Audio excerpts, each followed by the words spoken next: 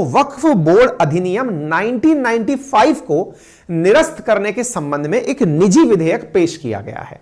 सवाल में एक जो बड़ा पॉइंट निकल कर आता है वो ये है कि ये निजी विधेयक होता क्या है। तो पहले हम आसान भाषा में समझ लेते हैं, फिर हम थोड़ा आगे बढ़ेंगे। और ये बड़ा प्रश्न है कि जब सांसद बीजेपी के हैं तो फिर इसको निजी बिल क्यों कहा जा रहा है। तो देखिए, हमारी जो संसद है ना, ये प्रोसीडिंग है पहले में, लेकिन आपको एक बार बेसिक अंतर समझा देता हूं, फिर आगे बढ़ेंगे। अपनी जो संसद है इसके अंदर दो हाउसेज हैं। संसद असल में इंडियन पॉलिटी की भाषा में अगर आप बात करें तो संसद तीन चीजों से मिलकर बनती है, लोकसभा, राज्यसभा और प्रेसिडेंट। फिलहाल हम हाउसेज की बात करते हैं। हाउसेज लोकसभा और राज्यसभा में आपने कई बार देखा होगा सांसद से कुछ एमपीज खड़े होकर सवाल पूछ रहे होते हैं और सरकार की तरफ से कोई मंत्री उनके जवाब दे रहे होते हैं। अगर आपने ये प्रक्रिया नोटिस की है संसदीय कार्यवाही में तो समझना थोड़ा आसान होगा। देखिए क्या होता है ना, संसद में कोई भी बात प्रस्ताव के तरीके से लाई जाती है। आसान रूप से और कर लें तो समझिए जैसे अपने घर के अंदर सबके घर के सदस्य जब रहते हैं, आपने अपनी तरफ से प्रस्ताव रखा कि भाई इस बार छुट्टी मनाने यहां चलेंगे, या ये मूवी देखने चलेंगे, या ये खाना है आज हमें, ये एक प्रस्ताव है आपका। संसद में ऐसे लाया नहीं जाता तो पेपर पर लाया जाता है, ठीक है। तो प्रस्ताव बिल्कुल सदन की तरह, घर की तरह ही समझिए कि वहां पर लाया जाता है। अब प्रस्ताव लाकर लेकर कौन आया। अब जैसे अपन अपने घर की बात करें, अगर हमारे पेरेंट्स की तरफ से कोई प्रस्ताव लेकर आया हो, जैसे पापा ने ही कह दिया कि यार आज ना ये खाने का मन है, तो इस प्रस्ताव के पिटने के चांसेस कम हैं। क्यों? पापा पावर में हैं, घर के बड़े हैं, उनकी बात पिटना मुश्किल है। अगर कोई उन्हीं की बात नहीं माना, पापा ने कह दिया कि आज यहां चलना है, उनकी बात पिटना मुश्किल है, माना जाएगा क्योंकि पापा पावर में है। सरकार में भी ऐसा होता है, सदन में भी ऐसा होता है। सदन में क्या होता है, सत्ता पक्ष और विपक्ष। सामान्यतया यह होता है कि सत्ता पक्ष अगर कोई बिल लेकर आ रहा है तो वह पास हो ही जाएगा क्योंकि वो मेजॉरिटी में है। अब सत्ता पक्ष में भी अगर काउंसिल ऑफ मिनिस्टर यानी कि मंत्री परिषद का कोई व्यक्ति लेकर के आ रहा है तो उस बिल के पास होने की प्रबल संभावनाएं हैं। अगर ऐसा बिल या ऐसा प्रस्ताव जो मंत्री परिषद के सदस्य के द्वारा लाया जाता हो, यानी सरकार खुद लेकर आती हो, तो उसे गवर्नमेंट बिल कहा जाता है, ठीक है।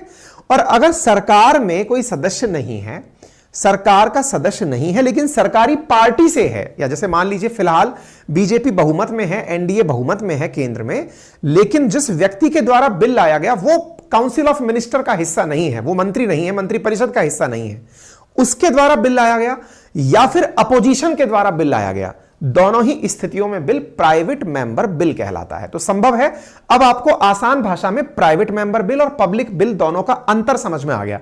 यह बात इसलिए समझा रहा हूं सो दैट अब आप इस मामले को गंभीरता से ले सकें। अगर आपको यह समझना हो कि फिलहाल जो बिल लेकर आए हैं वो सांसद कौन सी पार्टी से हैं, तो वो बीजेपी से हैं, तो इसको ऐसे समझते हैं कि यदि बीजेपी से सांसद हैं वो, और अगर बीजेपी से सांसद होने के नाम पर बिल लेकर आए हैं, टेक्निकली उसे गवर्नमेंट बिल या पब्लिक बिल बोलना चाहिए था, लेकिन क्यों नहीं बोल रहे हैं?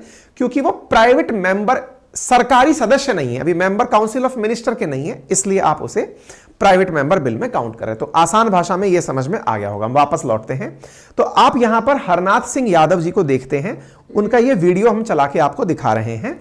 इन्होंने राज्यसभा में अपने द्वारा एक प्रस्ताव पेश करने की इजाजत मांगी, प्रस्तुत करने की इजाजत मांगी, इंट्रोड्यूस करने की।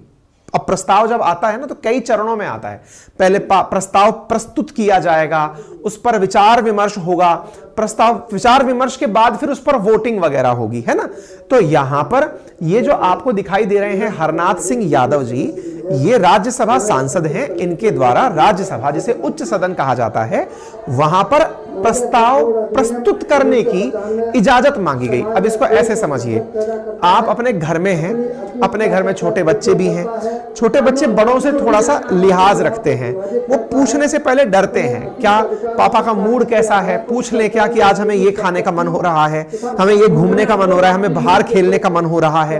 तो ये पूछने की जो प्रक्रिया है ये भी बड़ा फॉर्मल अंदाज में होती है। मम्मी से पहले पूछा जाता है कि आज मूड ठीक है, पूछ लें। तो यानी कि आप अपनी बात को पूछने से पहले भी एक स्टेप लेते हैं। आसान रूप से समझिए कि प्रस्ताव भी ऐसे लाया जाता है। अगर कोई प्राइवेट मेंबर बिल आ रहा है तो पहले परमिशन ली जाती है, सर मैं बिल पेश कर सकता हूं क्या? बिल प्रस्तुत कर सकता हूं क्या? तो अगर परमिशन मिल गई कि हां अलाउड है प्रस्तुत करिए, तो प्रस्तुत करने की परमिशन इनको मिल गई है। 52 सांसदों ने इनके पक्ष में और 32 सांसदों ने इनके विपक्ष में वोट दिया है, यानी कि अब ये अपनी बात रख पाएंगे, अब इस विषय पर चर्चा हो पाएगी। अच्छा ठीक है साहब, आपने ऐसी क्या बात रखी जिस पर चर्चा होनी चाहिए? तो इन्होंने इंट्रोडक्टरी स्टेज पर अपनी बातें रखते हुए कुछ बातें उठाई। क्या बातें उठाई? इन्हें ऐतराज है वक्फ एक्ट 1995 से। इसमें इन्होंने क्या कहा? इन्होंने यह कहा, हरनाथ सिंह यादव जी नाम है इनका, इन्होंने कहा कि 1995 का जो वक्फ बोर्ड एक्ट है, इससे देश में असमानता फैली हुई है। बड़े स्तर पर धर्मांतरण का खेल भी इसी की आड़ में चल रहा है। लोग धर्म परिवर्तन वक्फ बोर्ड के इस एक्ट के आड़ में कर रहे हैं। बोले ऐसा क्या हुआ?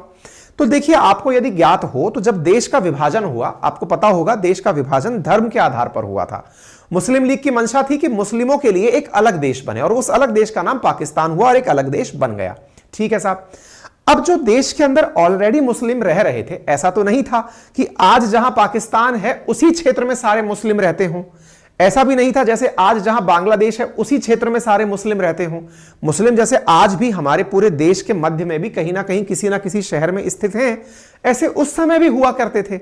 Majority of them are situated in वर्तमान पाकिस्तान और बांग्लादेश। ठीक है, लेकिन बाकी सारे देश में कहीं ना कहीं तो मुस्लिम थे, और जब मुस्लिम थे तो उनकी अपनी जमीनें भी होंगी।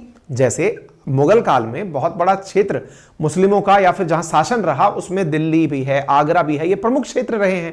तो ऐसी स्थिति में आगरा तो अभी हिंदुस्तान में है, पाकिस्तान में तो है नहीं। ऐसी स्थिति में यहां से वहां मुस्लिम शिफ्ट करके चले गए। क्लियर? इंडिया से कई मुस्लिम यहां से पलायन करके उधर गए, और कई मुस्लिम अपने क्षेत्रों में यहीं रुके रह गए। जो लोग भारत छोड़कर चले गए उनकी संपत्ति का क्या हुआ? भाई जब पाकिस्तान छोड़कर कोई यहां आया तो पाकिस्तान में से जो हिंदू छोड़कर इंडिया आया उसकी संपत्ति का क्या हुआ? ये सेम सवाल भी पूछ सकते हैं। वो जगह तो किसके पास चली गई? पाकिस्तान सरकार के पास। यहां जो जगह छोड़कर गए वो कहां गई? वो आ गई इंडियन गवर्नमेंट के पास। और असल मायने में वो इंडियन गवर्नमेंट का जो नुमाइंदा था, दैट इज वक्फ बोर्ड। कि पाकिस्तान जो लोग चले गए जमीन छोड़कर के, वो जमीन अब किसकी हो गई? वक्फ बोर्ड की हो गई। तो पहले तो ये चीज आपको यहां तक समझ में आनी चाहिए। असल मायने में इंडिया में वक्फ बोर्ड बनाने का एजेंडा यही था। ये किसने समझाया है? हरनाथ सिंह जी के द्वारा कही गई बात है।